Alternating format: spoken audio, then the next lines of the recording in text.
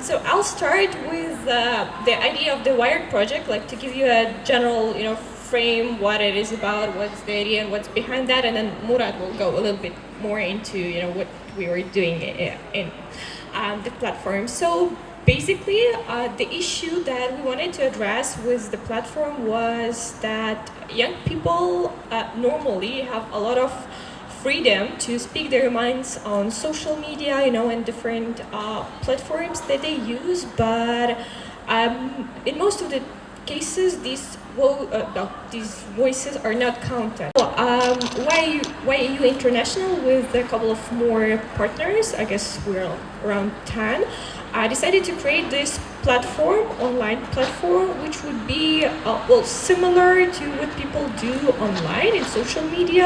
That they will have different topics, and they will have a chance to discuss them, like to have debates on the issues that are really close to them, and they really want to bring up to those who can make changes about these issues. So.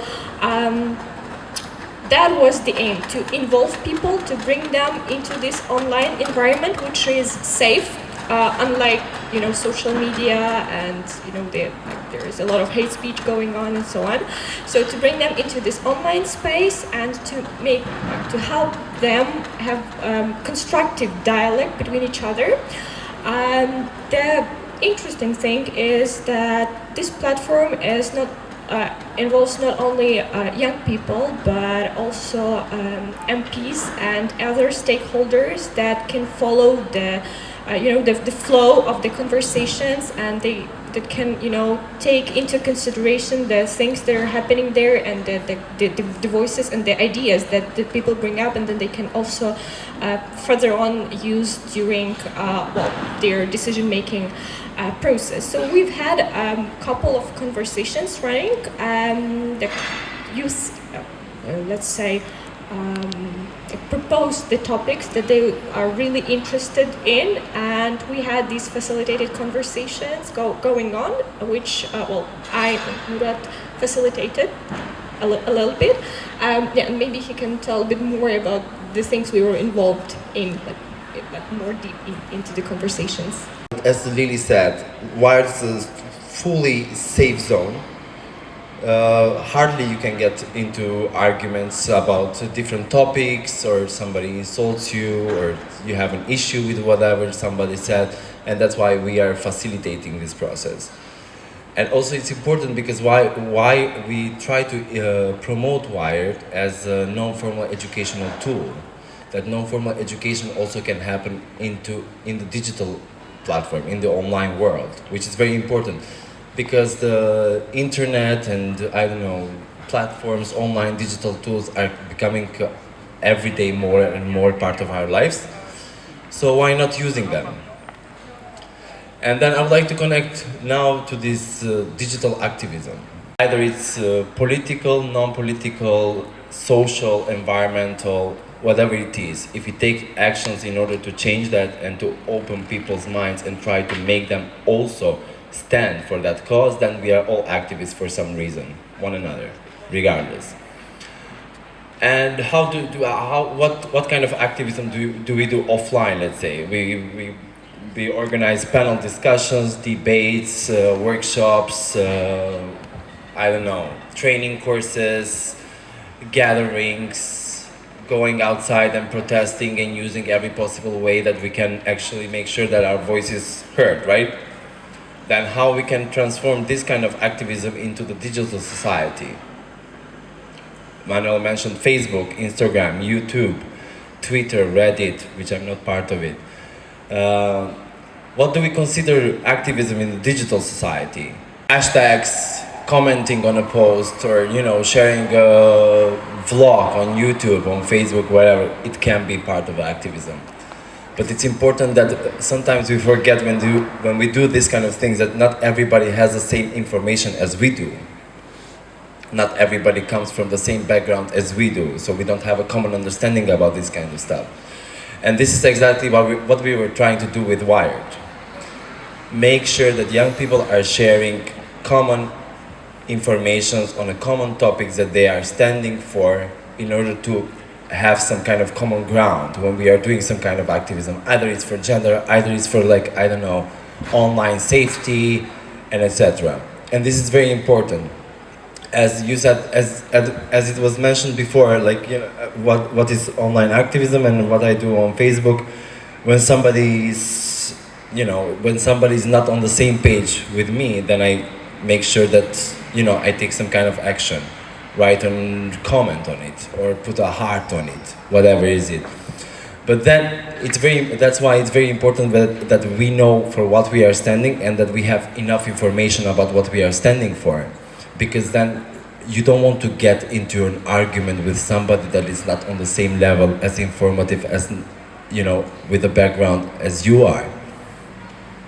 You can get into, it's a very thin line, especially on the online world, when you're doing such things. I will take example as online bullying.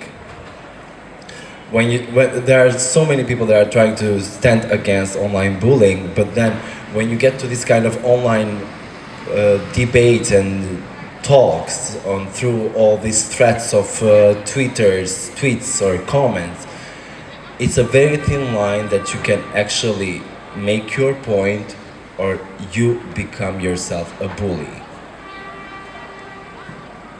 That's why the approach is very important, that you make sure what you are standing for, what are you saying, in which way you are saying it.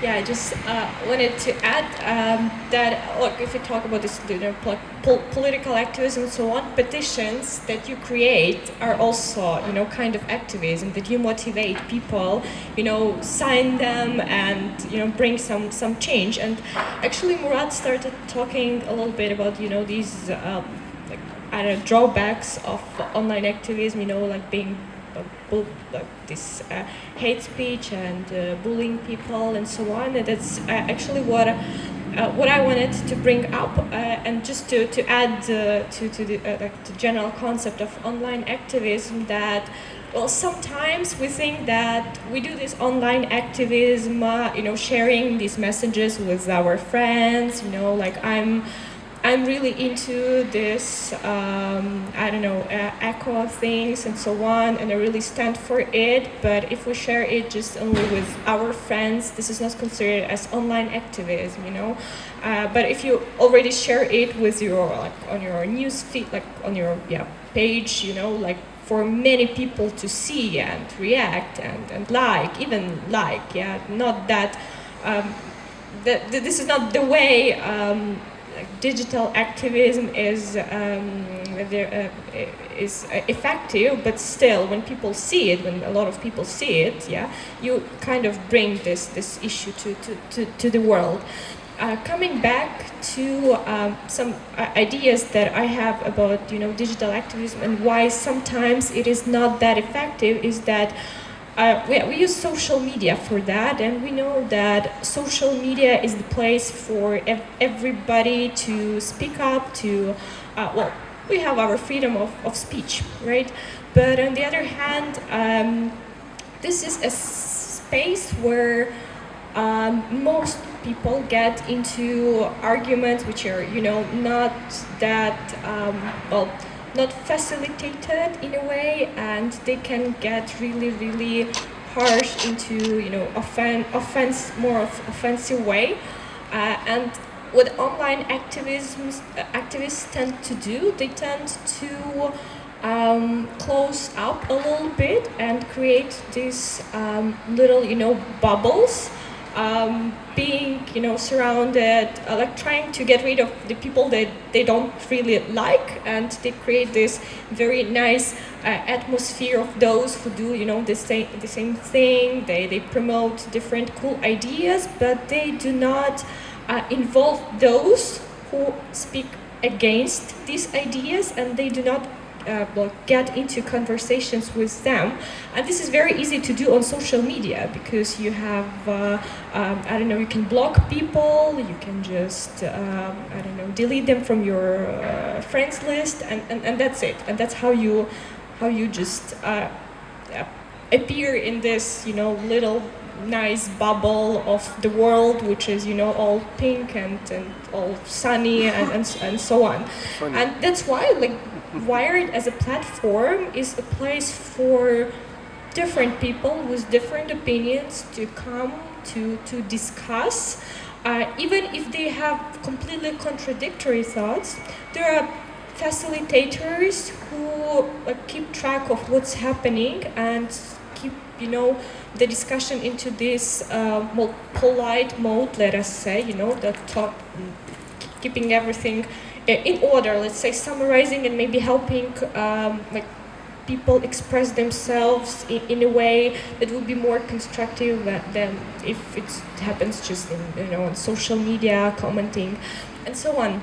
But generally, online activism as such is, I would say, is a great thing. Well, we know that a lot of events in the world started with this digital activism. For example, Arab Spring, you know, that started from Facebook, if I'm not mistaken, and then it turned out into like a really big protest, you know, everything started online.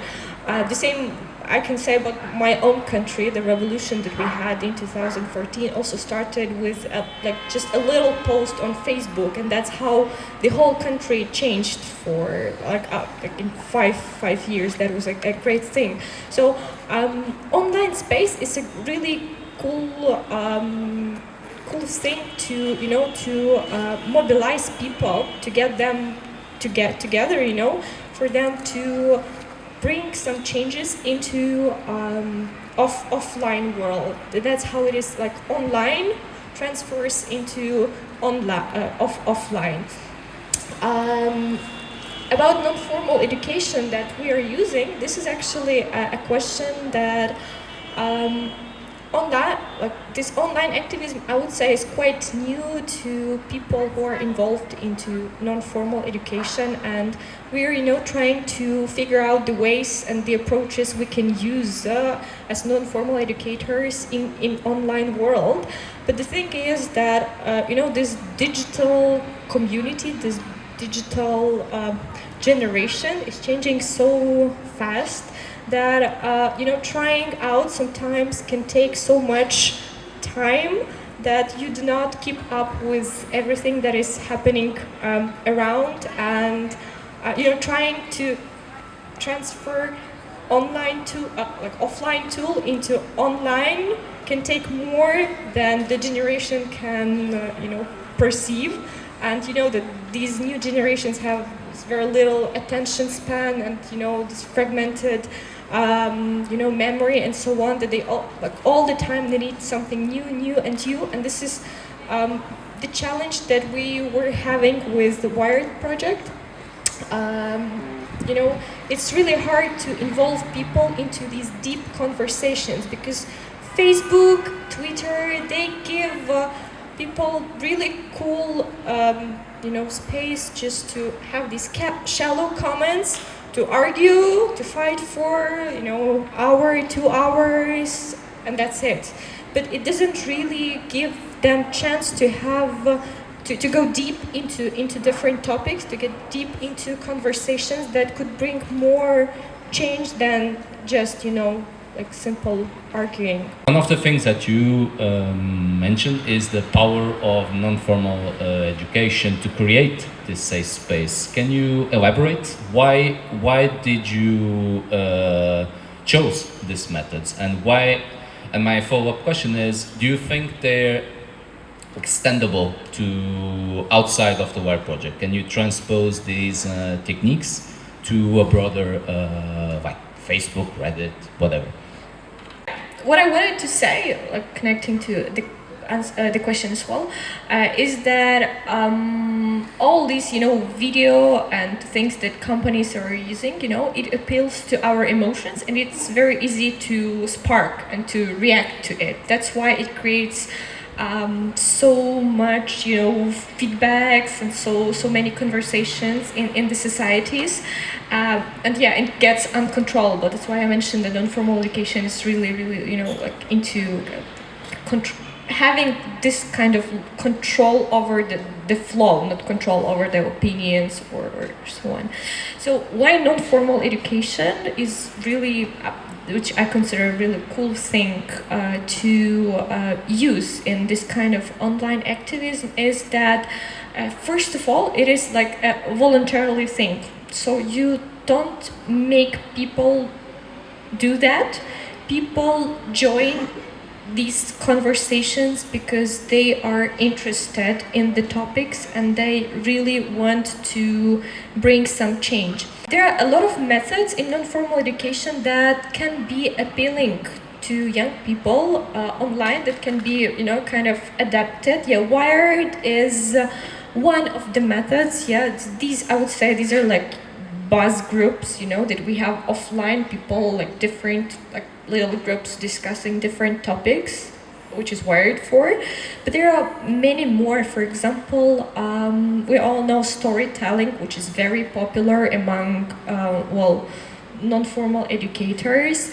And then there is this interactive digital storytelling as such, as videos, you know, and just written stories. But there is also this interactive digital storytelling where you create a story and you have to follow different paths, you know, in the story, and you have different different plots in the story that depend on your choice. So this is like somehow playing a game, you know, and using this like storytelling, which is more appealing to young people who are really into online space and so on. Yeah, Gamify EU project is also kind of, you know, transferring this offline tool into online space, where you have this kind of quest, of online quest, which you do based on, you know, your knowledge of European Union, of the processes that are happening in European Union, and at the same time the platform helps young people understand the importance of, you know, voting at the elections, and the importance of being active citizens in the EU. So yeah, there are many tools that can be adapted, but at the same time, as I have mentioned before,